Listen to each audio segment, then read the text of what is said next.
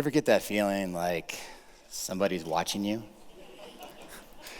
Well, I want you all to imagine. You're on your favorite hiking trail, you're walking along, the sun's out, the birds are singing, you're just minding your own business. And then all of a sudden you get that feeling. And then out of the bushes, a dude jumps out and he's got a tranquilizer gun. Kapow! Next thing you know, whack! Right in the rear end, you got a dart. Now you're just trying to get away because your hike's gone bad. You're going, oh, you're starting to feel a little dizzy, a little drunk. Now you're just really trying to get away. You're crawling out like a light. Two dudes come up to you, they take a tape measure out, they measure how long you are. They weigh you. They even make you throw up last night's dinner just to see what you eat. Then they take a big clunky radio collar, wrap it around your neck, give you a reversal drug, and you're on your way home. Get home, you sleep it off, you wake up in the morning, you go to work, you go back home, you go to work, you go back home, you might go to the grocery store. The weekend comes, and you go to your kid's soccer game. Monday comes, and the whole cycle starts over again.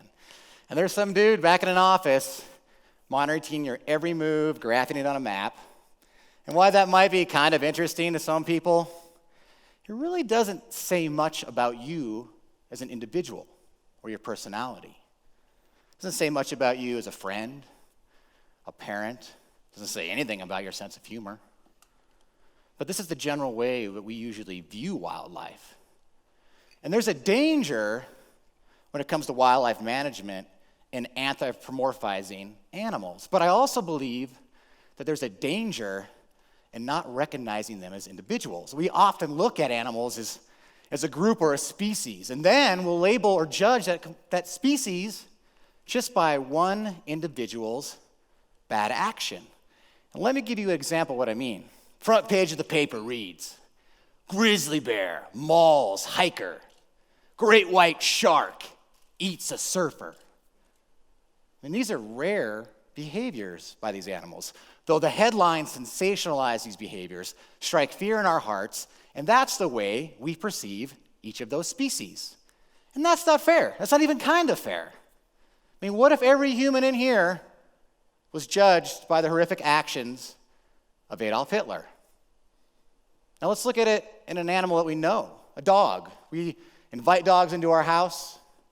We get to know them as good as anybody in the family. We know their individual personalities. And we respect that. And we know every dog's not a bad dog. Just because Fido down the street bites some dude in the butt doesn't mean every time a human and a dog interact that the human's going to get bit in the butt. But yet, we will not give that same respect to other animals, to wildlife. And how can we have compassion for wildlife if we really don't know who they are?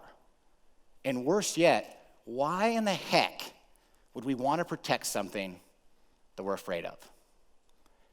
And not all happenings in the wild make the headlines. I was in Yellowstone National Park, found a carcass of a bison, had been dead for about a year. And me and my camera guy were there, and it was really cool. I was going up, and I could see where bacteria and bugs were still consuming this bison, even a year after its death. And in the background, there was a herd of bison grazing by. It was this absolutely beautiful scene, getting some great footage. Next thing you know, the bison are like, huh? What are those guys doing over there? And they start coming up the hill. Well, I'm no dummy. I'm not going to stand in the way of a herd of bison coming. So me and my camera guy run and jump up on top of this boulder and kind of sit back and see what's going on. Well, here come the bison, and they start coming up closer to this carcass. And as they moved closer, they started doing this deep guttural moaning. And their body language became softer, and they moved into this carcass very slowly. Some of them went over to the carcass and started to lick it, started to try to lift it up with their horns, try to get it on its feet, all while making this really deep moaning sound. And I'm sitting here on the top of this rock going, what the heck is happening? These animals are feeling some kind of emotion. They're recognizing a herd mate, a friend. This bison on the ground meant something to this herd. They were there to mourn. mean, come on, bison. I mean, they're dumb as a box of rocks. We're always swerving to get out of their way. when we're in Yellowstone, or every once in a while a photographer will come up, get too close, and next thing you know, they're 50 feet up a tree. But here they are feeling an emotion. I mean, we've heard about this with elephants, but bison? I mean, it really changed the way I thought about all things wild in that moment. 11 years ago, little grizzly bear, about this big, little dude named Brutus, born in captivity, could never be released into the wild, so I had to build him a sanctuary. And I had to raise him. And I'm here to tell you right now, if you go down to the library, you cannot check out a book called How to Raise a Grizzly Bear for Dummies. It does not exist. And it all starts off with bottle feeding. Little guy right here, I'm sitting there holding him, bottle feeding him every night. And I would look at him, and he'd look at me, we'd make eye contact. Every once in a while, after a prolonged eye contact, he'd get these little tiny tears in his eyes. And being the big, tough wildlife guy I am that knows everything about everything, thinking, he's just straining, sucking on the bottle, that's nothing. Fast forward many years. Brutus is a massive, giant grizzly bear, 900 pounds, in the sanctuary.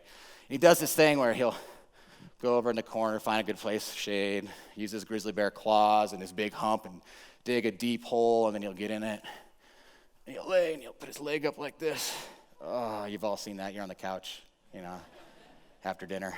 And same thing. What it means is that he's got a bellyache.